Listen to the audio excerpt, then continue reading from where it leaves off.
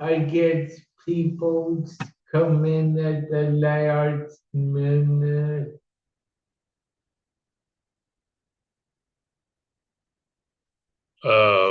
Yeah, I'm not sure on because of the Chiefs game tonight, how many people.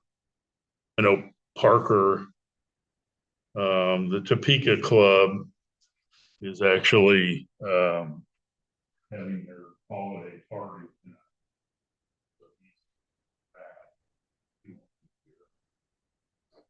I haven't heard from anybody else at this point, but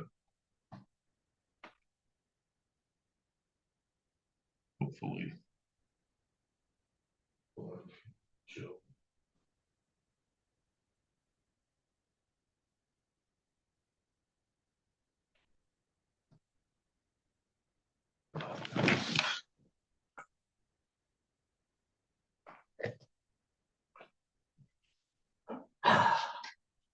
When were the plates done? Oh, these were 100 years ago. A lot of them 80 to 100 years ago. Yeah.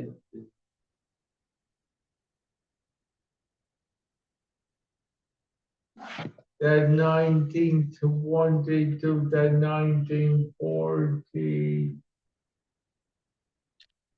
Yeah, he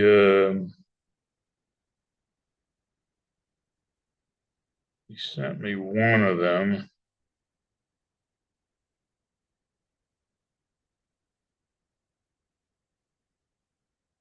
Trying to remember if it said on this email how old it was.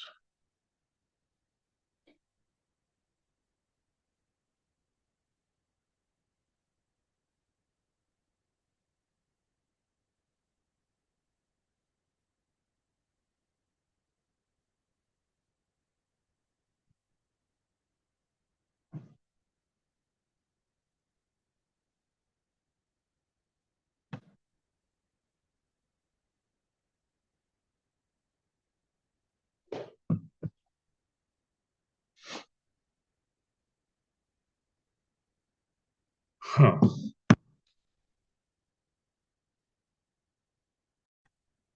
Oh, there he is. Hey, Alex. Hey Rick, how's it going? Not too bad. Not too bad. I'm not sure how big of a turnout we're going to have tonight because the Chiefs game is on right now too. I think this is not the first time I've given a talk during a Chiefs game. I guess we'll see. So how's everything in Flagstaff? Good. Quite cold now.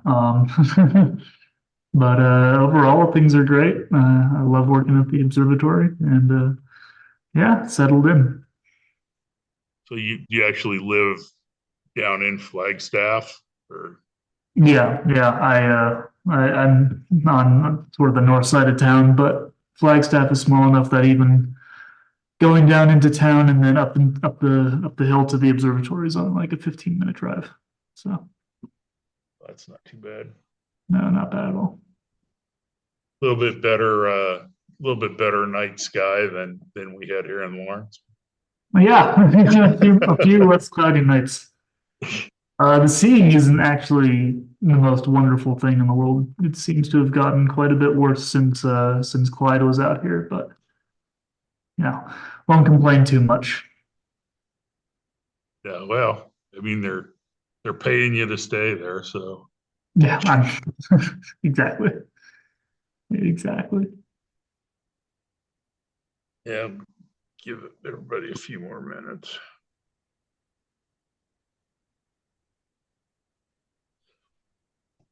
So is the fellowship that's a 4-year deal? Is that correct? Yep, I'm out here for 4 years, and in those 4 years, I'm going to do my best to be as indispensable as possible to see if I can make Stay my way on. not onto the job market again. Yeah. Would be nice. But you're still doing the same thing you were doing before with the exoplanets. Yep. Same sort of line of research.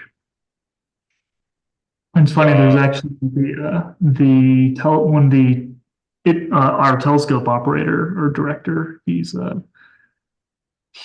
was doing a lot of plate scanning at the U.S. Naval Observatory a while back, and I told him about what I was doing here with the plates at KU, and he was super interested. Excellent. Yeah, I actually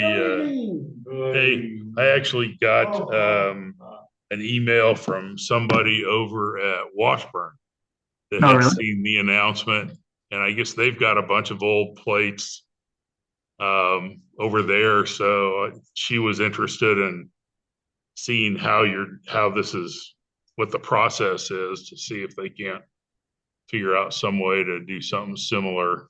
Oh, cool. Um, What kind, do you know what kind over of plates there that with they their have? I plates. didn't know Washburn even had an observatory. Yeah, they do. They've actually got an old late 1800s uh, Werner and Swayze, it's like Oh, an wow. 8-inch refractor Huh. that's still operational. A bit jealous.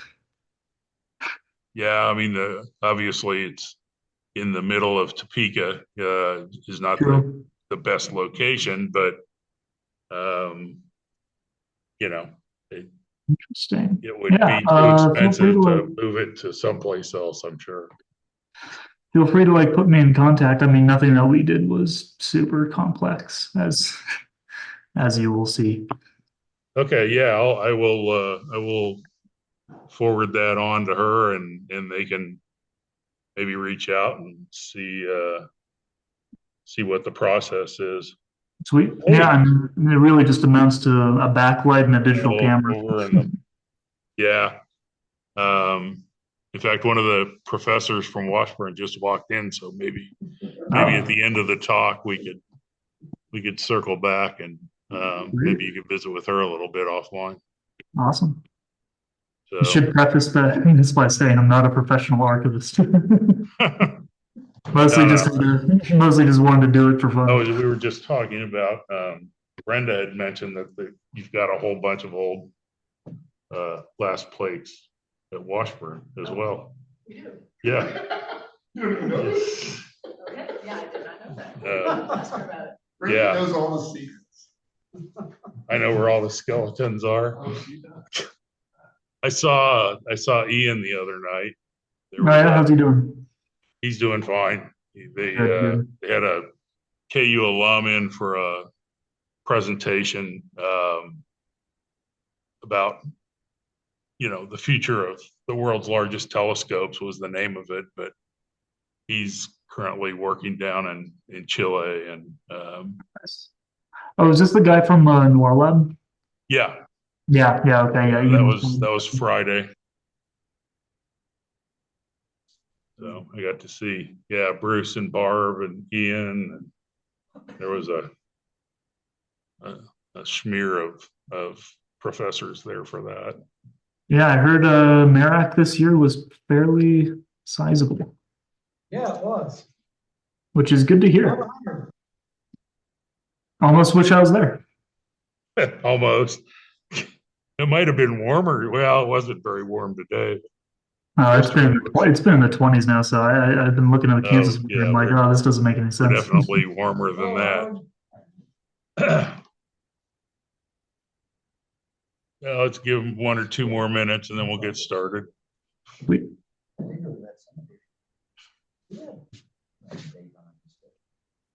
So not to steal any of your thunder, but is the website up and running?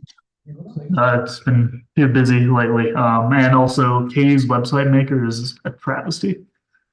It's okay. so annoying. Like I'd rather learn coding in HTML than figure out how to use their website maker. So I'm exploring a few other options, but it'll get there eventually.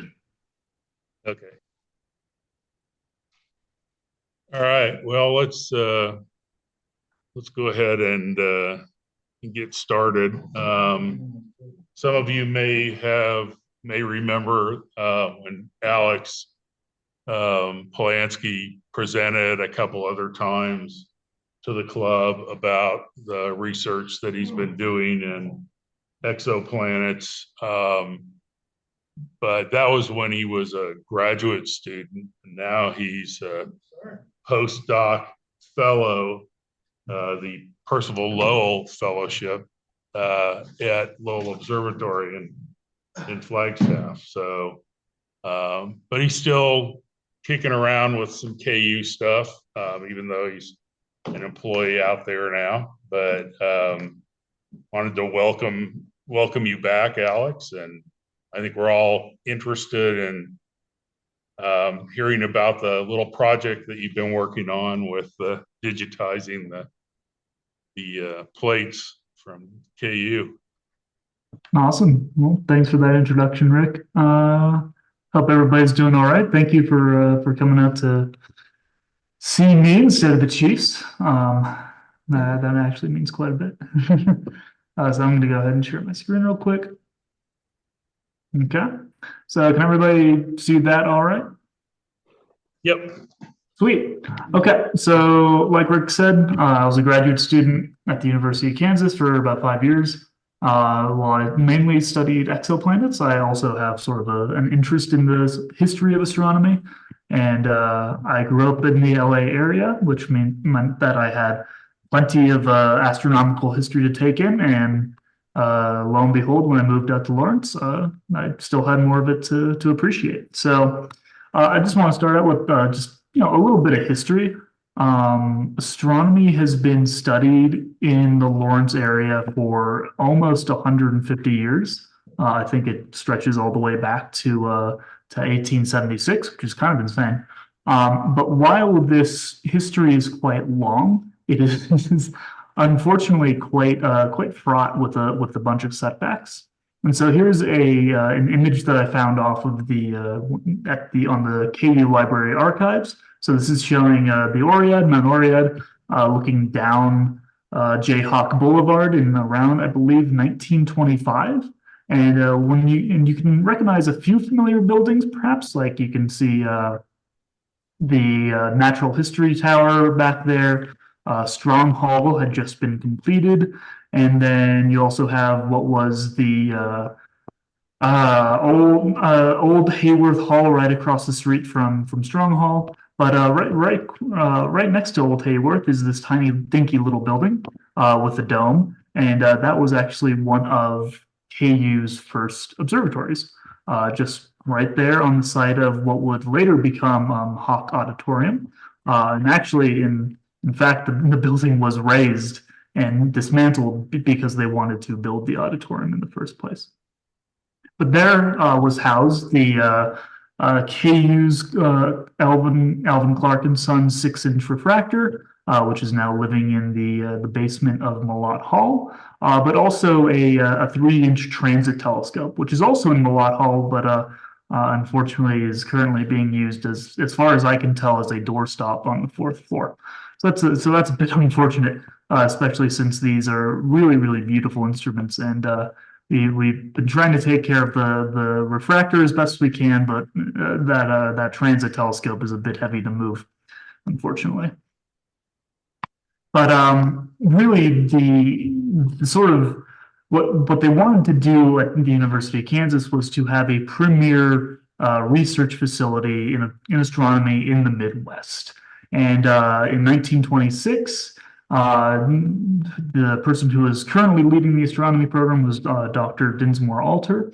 And after the last observatory was raised to make room for Hawk Auditorium, he embarked on another project to try to build a new observatory. And he tried to build this observatory around a 20-inch reflector, which he ground himself. Unfortunately, the university didn't put any funds towards mounting the mirror, so that didn't really amount to anything, which is kind of unfortunate.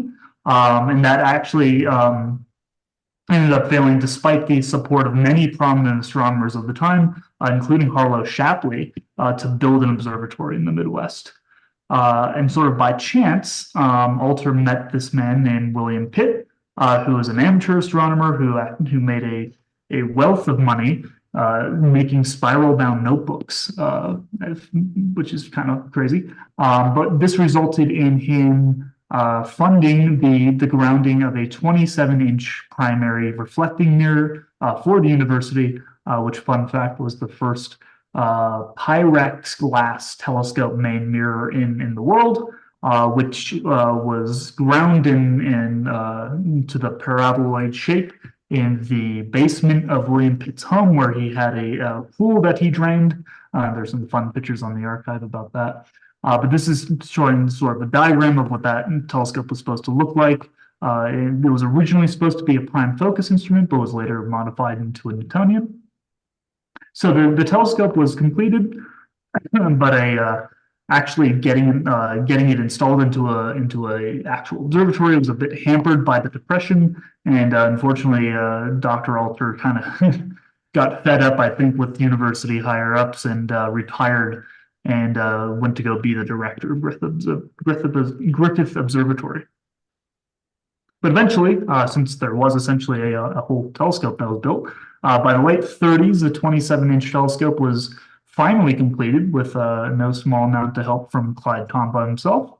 And but again, KU Observatory was dismantled for a third time, but later rebuilt on top of Linley Hall, which originally housed a transit telescope and that refracting Clark telescope, but eventually the 27-inch was finally moved up there. And here's a nice picture again from the archives. We're looking on top of Linley Hall. On the right, the open dome is the dome that housed the 27-inch telescope, and then the slightly smaller one off to the left is what housed the 6-inch Clark refractor. But unfortunately, KU astronomy was still pretty fraught with setbacks. The observatory kind of went into disrepair, lack of funding. The 27-inch mirror was moved to more central Kansas, out to Far Point Observatory, which it led a very productive life, searching for near-Earth objects. This is a picture of Far Point. I took me, my friend, and a few REU students out there, I think 2 summers ago, to just take a look. That's the telescope inside.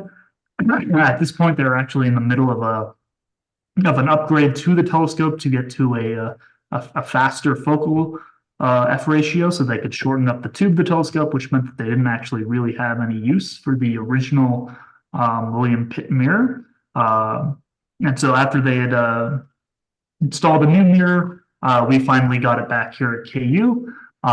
So the original Pitt mirror was returned in April 2024.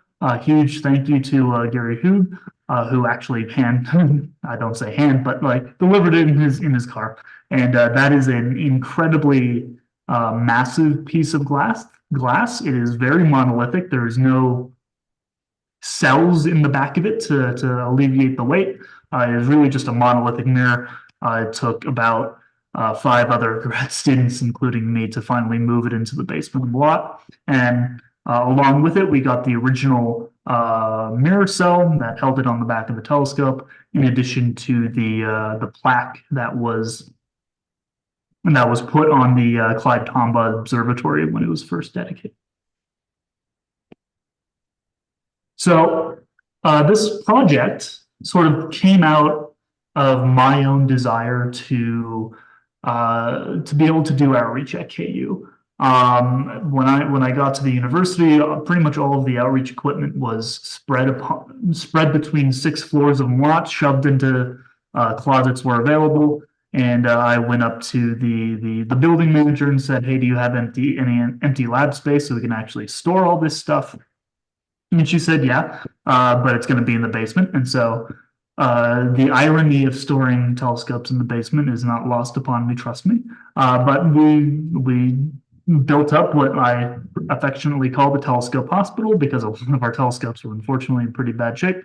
But part of moving all of this equipment, and in the process of doing that, I discovered a lot of these manila envelope sleeves with a lot of these photographic plates. Most of them actually being in the kitchen next to my advisor's office. Pretty much all the drawers were just filled with these.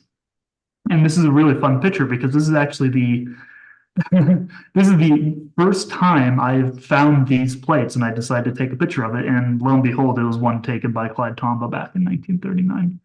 And so I moved all these plates down into the basement as well, just so they're in one place, safe and sound. But as a grad, but what I really wanted to do was get these digitized and have these available to the public to do whatever they would like to do with them, and to make sure that they are preserved for posterity, because they're not going to last forever, especially not the conditions that they're being stored in currently. But being a grad student, I have everything but time, and so what I really wanted to do was pay someone to do that for me. And turns out that person was my very good friend Patrick Kuhn. So he's a photographer sort of professionally, and I pitched him this idea. Hey, I really want to get these plates digitized. I don't have nearly enough time to do it. Would you be able to work part-time to do that? And so we worked together to build up this very, very janky scanning rig.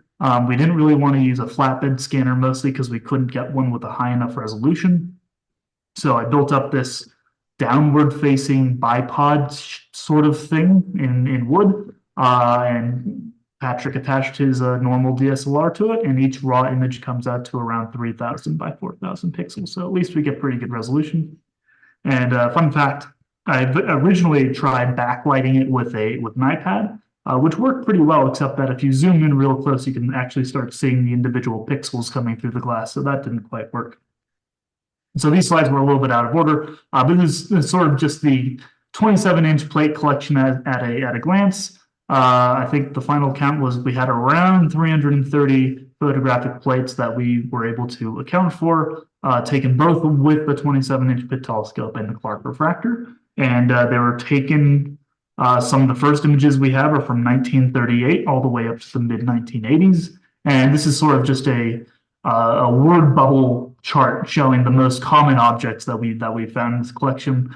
And considering the fact that by the 1930s, the 27-inch telescope was mainly a teaching and education tool, everything is quite bright. So a lot of images of the moon, some comets thrown in there, a lot of solar images, and of course, all your, very famous Messier objects, the brightest among them, especially. And so a lot of what we have to thank for this plate collection is actually Clyde Tombaugh himself. So actually, after his discovery of Pluto at Lowell Observatory, Clyde ended up getting a full ride to KU, where he did both his bachelor's and his master's degree.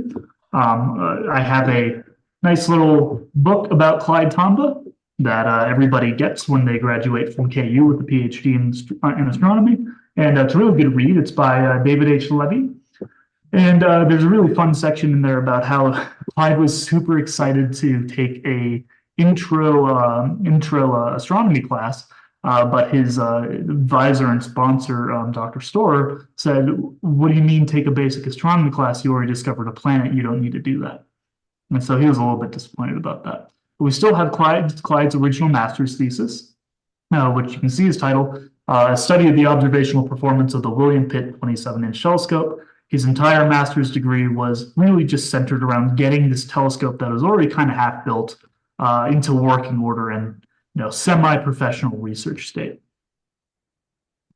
And so if you ever get a chance to peruse his master's thesis, this is one of the things that we're working on, is trying to scan all the pages, because there's actually not a PDF available anywhere online, which I think is a shame, because it's filled with really incredible hand-drawn charts like this one in particular, which is showing the quality of seeing in Lawrence compared to what he was getting in Flagstaff, and no surprise, the quality in Flagstaff was quite a bit better. But during his master's thesis, he took some of the first long exposure photographs with the 27-inch telescope. So this is one from December 4th in 1938. Probably quite a cold night, but a really, really beautiful image of the Pleiades. Really amazing star spikes from holding the secondary, and you can even start making out some of the nebulosity in this image, which is really, really incredible. He also took some really incredible images of the moon. So we have all the original plate scans, and then we also worked very hard to invert them all 330-ish to get an actual correct color image. So here's a nice one from May 1938 of the moon, and it's just really incredible to see the amount of detail in these images, and it's just hard to believe that this is nearly 100 years old. And considering the condition that they've been kept in, I'm surprised they still look this good.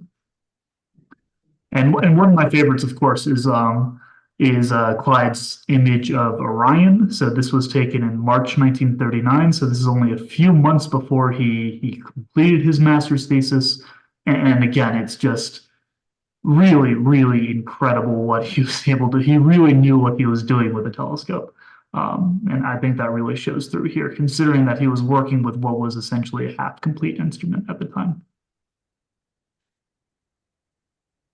And so beyond Clyde, there's also been, a lot of other photographs taken with the 27-inch throughout KU's history. This is a really cool one. A lot of the archive consists of images of the moon and the sun, and some took some very good opportunities to take images during a solar eclipse. So this is May 10th, 1994, an annular solar eclipse that went very, very close to Lawrence. And it's a series of about 20 or so images that after we scanned in, we decided to make a little movie. And I think this is just really, really super neat. Really, really cool stuff. And then, of course, some of the more famous Messier objects are in here. So this is here Messier 81. Unfortunately, not everyone was very good at labeling their own work.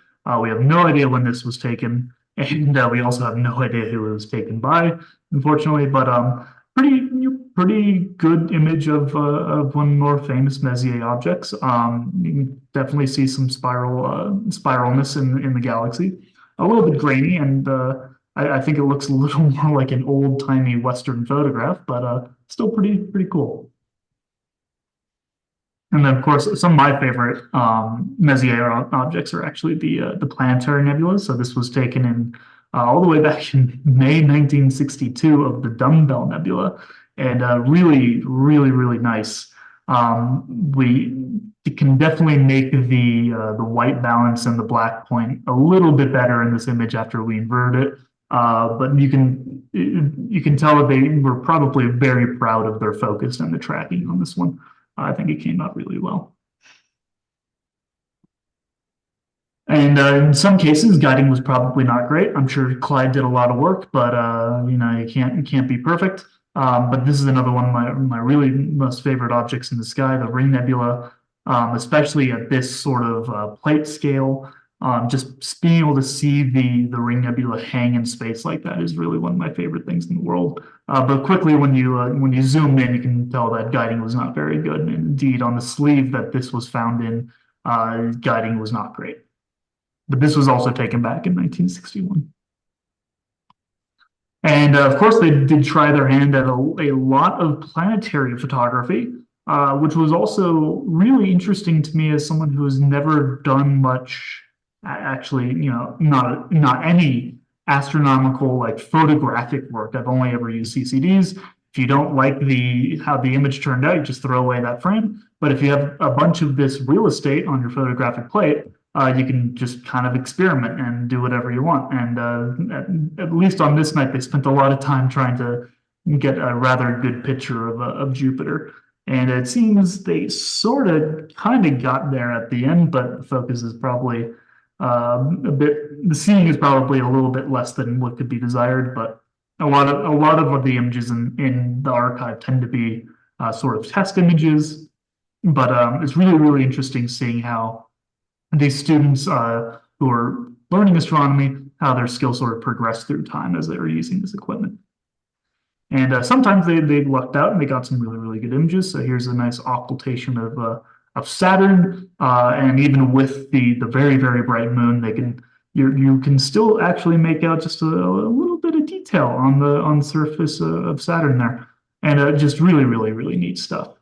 And it's incredible what they were able to do. I certainly do not have the skill set to be able to do this.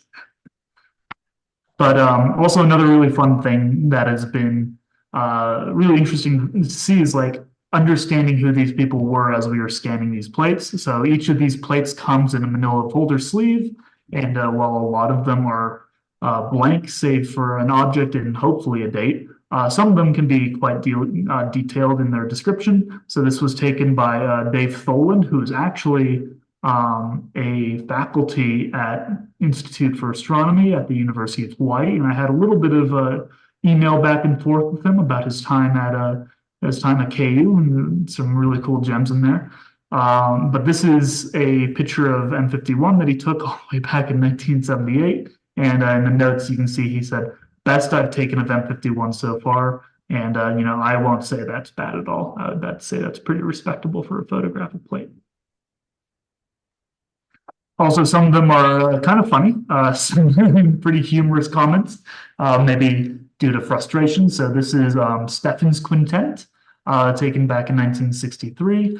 And in the remarks, you can probably tell that there's really not that much to sort of see in this photograph, aside for the very obvious galaxy up in there in the upper middle of the plate. But apparently the exposure was stopped for reasons that are too complicated to get into, and we may never know. So a lot of the plates are sort of humorous in this way to see the frustrations that the students were dealing with back in the day. And just for kicks, just to sort of guide your eye a little bit, so we have the main galaxy here, and then Stephan's Quintet is actually there in sort of the lower left. So unfortunately, for whatever reason, whatever issues that he was running into, I kind of do wish he was able to expose for just a little bit longer. And then some other just kind of humorous stuff. On the left is a picture of M57. Apparently it was worthless, but apparently kept for his own amusement. And I'm happy we have it now. And because I am at Lowell Observatory, I had to post this one as well. Someone looking for Pluto, not everybody can be as good as Clyde Tombaugh. You really need to get your deep images. 13.5 mags won't do it. And we also have, Yeah, I've been showing you a lot of images from, say, the 60s or the early or the late 1930s. But there are still the university's observatory was still in operation until around the late 1990s. And so here's one of NGC 752, an open cluster taken by KU's very own emeritus faculty, Bruce Torra. And I don't know if Bruce is in the room right now, but if you are, I'm happy I can find some of your old images. And so among these plates, we also found some other kind of fun gems. A lot of just different pictures on film, and that we didn't even need to really scan. Well, we scanned in a normal bed scanner of just the observatory in normal use. And so we have this one guy on the left. I have no idea who these people are. If anybody has any idea, please let me know, because I'd love to hear the stories behind these pictures. But you can tell it's a very cold night up on top of Lindley Hall that night, fully decked out in a parka, but still there smoking a pipe. You just can't get over it. And I really wish I could see what photograph he was putting, what plate he was putting in the plate holder there. And then on the right, a little bit more fun. Someone's blowing smoke rings in the office. So just a lot of gems in there. It's really, really fun. And so there have been sort of three parts to this project. So the first is the KU Observatory photographic plates, the ones that I've been showing you. We also have this rather large collection of what I would call sort of lantern slides, in addition to a drawer full of what I call microscope slides that have a bunch of astronomical spectra on them. The latter two were not taken or made at KU. I believe they were purchased for educational reasons. But starting with the second one, there was PowerPoint before PowerPoint, and some of these images are just really, really incredible. So we have one that's sort of going over refraction, the parallax of light, and how some heat effects. And if we scan this in and invert it so we can actually read the letters, it's really a beautiful image. And honestly, this is something I would see in sort of see on a poster that's in a scientific gift shop. So in this one slide, they're explaining how the atmosphere refracts images on the horizon, but also the inverse square law all in one slide. And I think this is a really, really beautiful image. And this is one of the many things that we're going to start scanning and try to make more available online. And among these educational slides are not just diagrams, but also images. And so these are two slides taken of the moon. Again, not taken from KU Observatory, likely just bought for educational purposes, but they're also undergoing a lot of very interesting deterioration. So a lot of these cracks are just the emulsion itself deteriorating. And, even though there's not much educational benefit to a lot of these images anymore, we have, satellites around the moon that get much better imagery than this. They're really, really cool artistic pieces, in my opinion. I think they're kind of fun to look at. And of course, since I'm at Lowell Observatory, one of the most fun things to find among these sort of lantern slides was maps of the planet Mars and the purported canals that good old Percival Lowell was telling people that he found.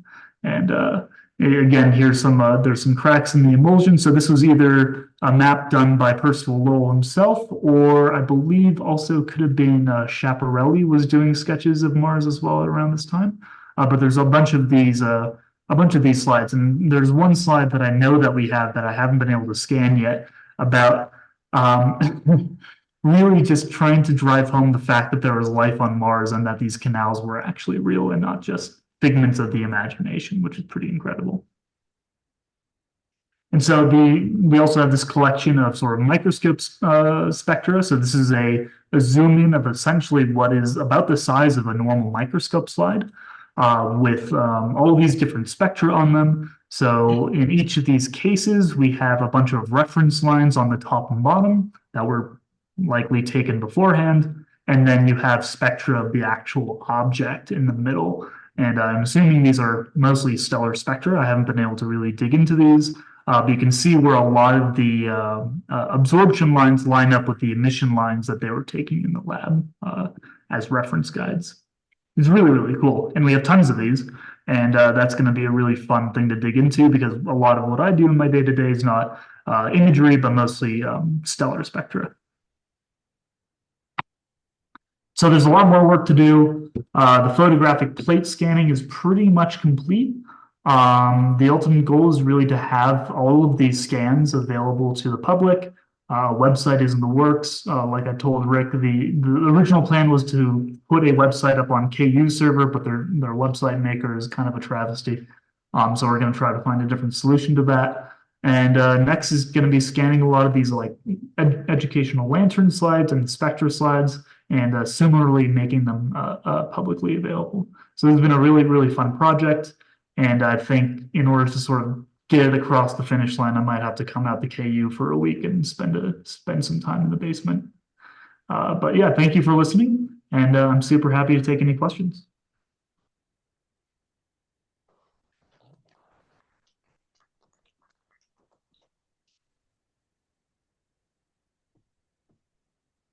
So did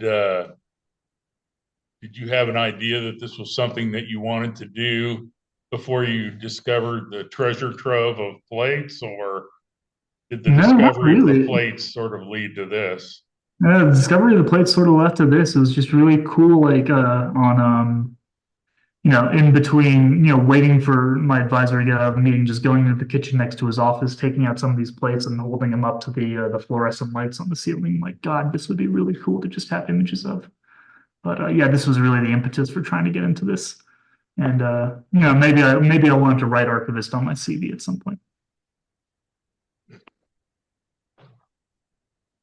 Alex, how long, do you have any idea how long these exposures were of not necessarily, I was thinking about the galaxy images. It's like, yeah, that's a really good question. There's not an exposure time written on many of them. My guess is because the quantum efficiency of photographic plates is so low, like even that image of the galaxy that I showed you, I would assume that it would have to have been at least a half-hour long exposure. But that's just based off my experience with CCDs and CMOS. Yeah. But yeah, it just kind of goes to show you like how important guiding was, because they can't stack images like we do now. Like that's an amazing privilege that we can do such short exposures and be able to throw out the ones that we don't want. It was really a shoot, go, and pray kind of deal with these photographic plates.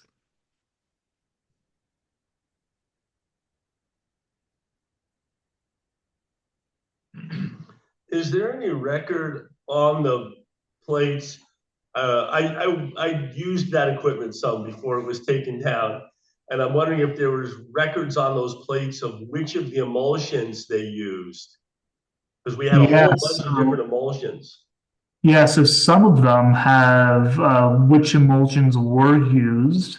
I'm wondering if I can find any here in the presentation. Yeah, here. So at least the one, Bruce was a professional astronomer, so he's pretty good at documenting stuff. So at least in emulsion here, he writes 2 AO, which I have to admit, I have no idea what it is, because I've never been in a dark room before in my life. So, but there have been a few cases where they've been testing with different emulsions and stuff like that, which is really interesting.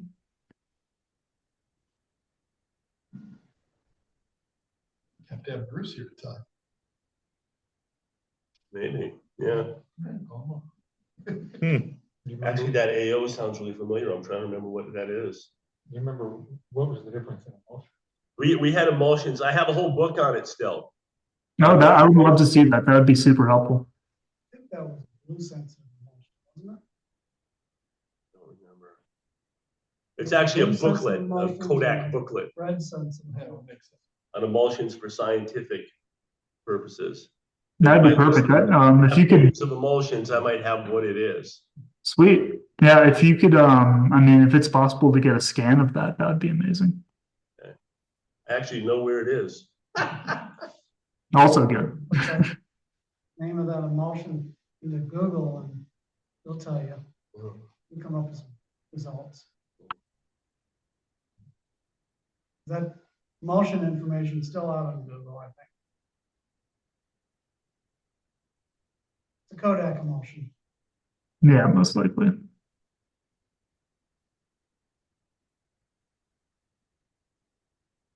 That's pretty amazing, Alex. So how heavy is that mirror? You know, how many pounds? The mirror, the primary mirror. Enough that Gary's car's suspension was struggling by the time it got to KU. It's pretty damn heavy. It was very carefully lowered onto a cart and then brought along one of the few ADA accessible paths to the basement of Malott. And we did as little lifting as possible because yeah, that thing is massive.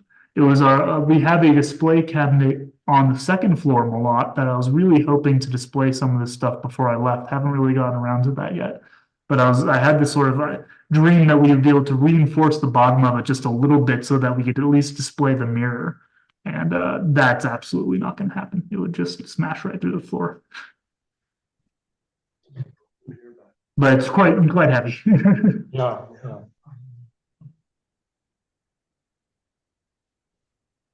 Yeah, the mirror, the 27-inch mirrors back at KU. And it would have gone a long way to do some sort of, hollowing out of the rear of the mirror cell to lighten it up a bit, but I think that was beyond their capability at the time. Yeah.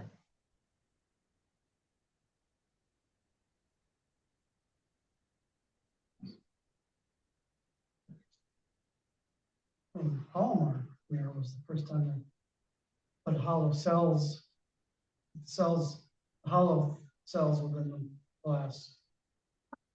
That was the first time that was done. You said you haven't been in a dark room, so it was funny when you showed us the spectral slide. I saw something that looked very familiar there. We had to cut those from the 4x5 glass to make them In the dark. in total darkness. And bloody fingers. And so it looked like there was a bad edge on that one. It didn't affect the results, but we had that same thing on some of the ones we cut where we had crooked cuts. I remember. Yeah, that one right there. Angle. Yeah. I remember cutting plates. Oh, that's interesting. Not scored well enough, huh? We had a contest, me and two other guys, we just went and we each cut 10 and whoever had the best results would be our plate cutter. Did you get the job? Yeah, and I did not get the job. No. And there was no way to check it. I mean, I guess you could with cotton gloves. You do it all with cotton gloves. Yeah, and a yeah. glass cutter. Snap it in the dark. Oh boy. You can feel it with the cotton gloves to get an idea of how you did. Yeah, that was always fun, cutting glass plates in the dark. Yeah, and that's sort of like a good point is like, a lot of these, they seem quite old, but, there's still some institutional knowledge bouncing around on it. I would like to be able to collect a lot of that. So, before any more of it is lost because this is, it's such a departure of how things go. Sorry, what was that? That was 1979. Wow. Jeez.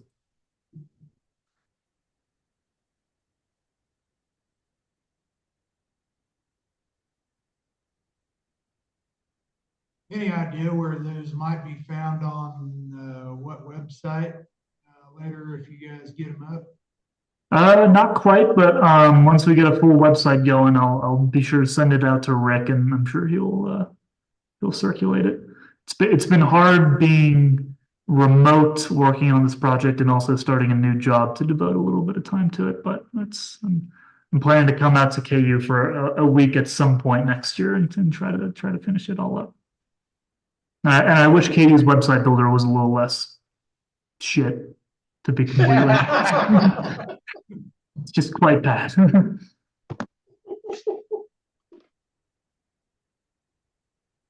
Some things don't change. No, no, they don't. And also, there's the risk of, if I put it on KU's website, there's a chance that they might just nuke everything in 5 years and start over. So I don't really want to do that. Kind of like they did the last time. Yeah, exactly. So it might be a personal We website lost our project. club website for 6 months. So I don't know if I can help you with on that series of pictures from the annular eclipse in '94, but I was with a group that was from the university that went down to a small town in east central Kansas, and we took a lot of those images Oh, wow. from a city park in this it was like a wide spot on the highway kind of a town. But I could send you some information about that. The Yeah, that'd park be super where it cool. happened doesn't even exist anymore. It's been Wow. demolished, but That's really cool. Yeah, I'd love to have that information. Wait, are you interested in that sort of photographs that were not where that telescope was not involved? Are those, I'm still interested in general. But I assume that those images were taken at KU Observatory. well, it wasn't annular in Lawrence. Okay, so it So wasn't close enough. yeah, So those may have been taken brought somewhere some else. of the university telescopes down to this location. So I'm assuming that those images were taken, they had to have been taken outside of Lawrence because it wasn't angular in Lawrence. Okay, that's a really good point. I might have photos from watching an eclipse on the KU campus in I think it was 79. Oh, wow, okay. Yeah, all this is great. Yeah, partial, yeah. Interesting. I wonder where those plates came from then. Well, I'm not talking about plates. I'm talking about my own photographs, 35 millimeter photographs. Yeah, those two. Most of those plates were actually stored in that classroom up on the roof where you walked out. Yeah. There was a closet next to the classroom, and that's where most of the telescopes were stored at the time. That way they were already up on the roof, so you could just carry them out. Only had to go up a couple of 2 or 3 steps. I remember teaching those labs Yep. back in the early or late 80s. I remember when we used to have our club meetings in that room. Yeah. They had all those little cubby holes, like pigeonholes for the plates. Yep. Now I remember being in the new Clark Dome once when Kristen gave me the keys to go up there, and it was really cool looking. I did see the hole in the floor, but kind of a shame what happened up there, especially since they're renovating Lindley right now. The description of Lindley Hall on KU's website is the observatory used to be here, but it moved, which seems to be a really nice way of saying, oh no, they just tore it down. Back again in 79, we actually tore down the Clark and rebuilt it. Cleaned, polished, lubricated, put it all back together. Because it was painted. Didn't they find it in storage in the military science building, and it was painted like naval gray? That's or like a greenish. Yeah. Yeah, I think it was greenish. It wasn't even brass. They painted over it. Yeah, we stripped that off.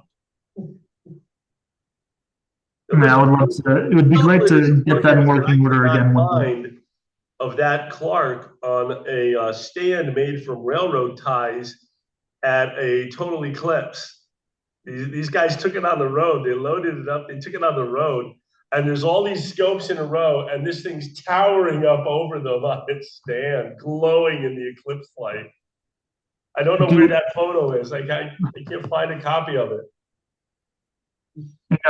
Which eclipse was that? Students up there in Lindley Hall to do astrophotography with 35 millimeter film and for the moon. Teaching them how to develop and print pictures. Daylight pictures. The moon, daylight. Part of what the problem is, I think, with that transit telescope, and the reason why it's just become a doorstop, really heavy doorstop, is because the roof of that building, where the office and the transit telescope was mounted, leaked badly. And it was leaking on the transit telescope, and nobody did anything for years about that until they finally pulled it out and stuck it in a display case for a while in the lot. But wow, that's insane that it was actually in that was up on the roof at Lindley. It was in between the two telescopes. Yeah. The Clark and the Pitt. Yeah. But it still had the old telegraph system right next to it that they used to, when they did timings with the transit telescope, to relay the time down to the train station downtown, so that they could update their schedules with the correct time. That's wild. They had an old astronomical regulator back in that room that was just falling to pieces. All the woodwork was just falling apart. It was pathetic. Yeah, it's a real shame. The best cared for facility on campus, I don't think. No. I think that's KU in a nutshell, let's be honest. I should be quiet. They still haven't technically awarded the degree yet. No, you're absolutely right. As someone who works there, Yeah. plenty of buildings that leak water. Mhm. Nobody donates money for maintenance. Nope. That's amazing. You reminded me that Tom Baugh, so he did not have his bachelor's even when he. Nope. So what he did was he built his own telescope in Burnett, Kansas, and he did a lot of sketches of, I believe, the moon, Saturn, and Jupiter. Sent them off to Lowell, which was really serendipitous because at the time they were trying to find someone to do the very, very tedious work of searching for Planet X. And when they saw his sketches, they're like, "Yeah, you should just come out here and do this work for us." Which is, that's a lot easier way of getting a job in astronomy than it is nowadays. But yeah, he had no formal training in astronomy whatsoever, and went off, found Pluto. And then at that point, he was, free ride anywhere, but he went to University of Kansas. Oh. And they actually, in the building that I work at here in Flagstaff, they have an attached museum where that original his handmade reflecting telescope is at right now, and it's really cool. It's just made out of essentially a bunch of farm and tractor parts. And the cover to the eyepiece is this very old Coke can. It's really cool. In Dallas. What was that? They're the ones who had it up for auction a few years ago. The Tombaugh's descendants, or his family, his children, I guess, put the telescope, contacted Heritage Auctions. They put it up for auction. And fortunately, Lowell Observatory won the bid on the auction. Yeah, Boy, it's nice to be at a place with a lot of donors. what year that was? Oh, this was probably It wasn't that many years. 2021, 2022. 3 or 4 years ago. Just a couple years ago. Because I ran into one of his relatives at the 2017 eclipse. Yep, there it And is. he might have even been somebody who put it up for auction. At that time, he had a scope that fits this description. Yeah, probably was him. If it was. They had there were 3 separate handmade telescopes of Tombaugh's that were in that auction. Wow. 3 separate lots. One of his scopes he had mounted on a lawnmower chassis. Yep. for ease of moving it in and out of his garage. I don't know if you can see it, but yeah, that's the old Coke can covering the eyepiece right there. Wow. Crazy. Oh, wait, that one's not stacked cans, is it? I No. think the one the guy had was stacked cans. Oh, wow. The two.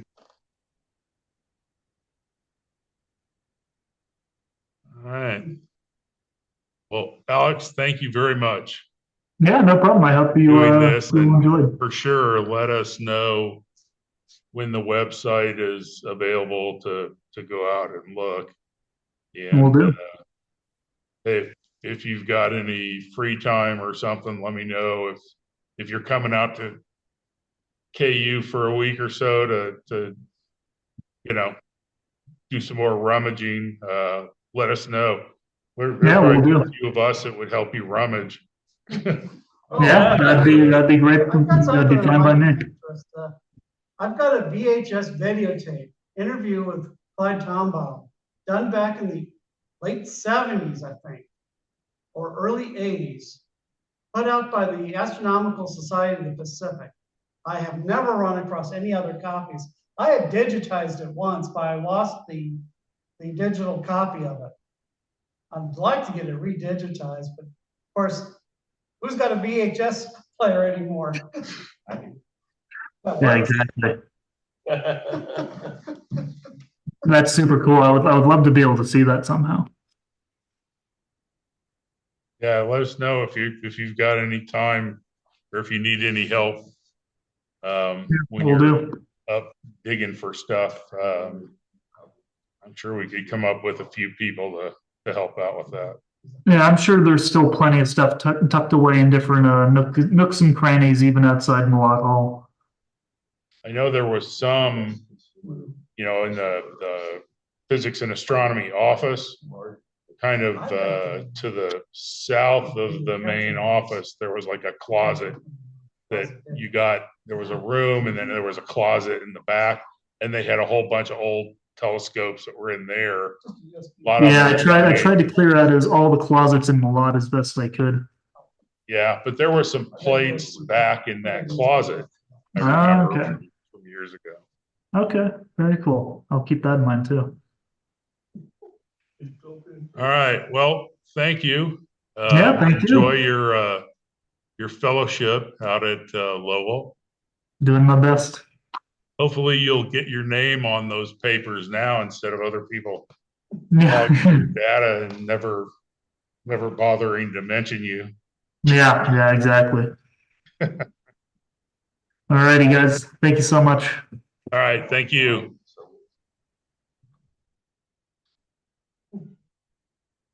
Yeah, I'd like to get that VHS tape redigitized, because it's a really interesting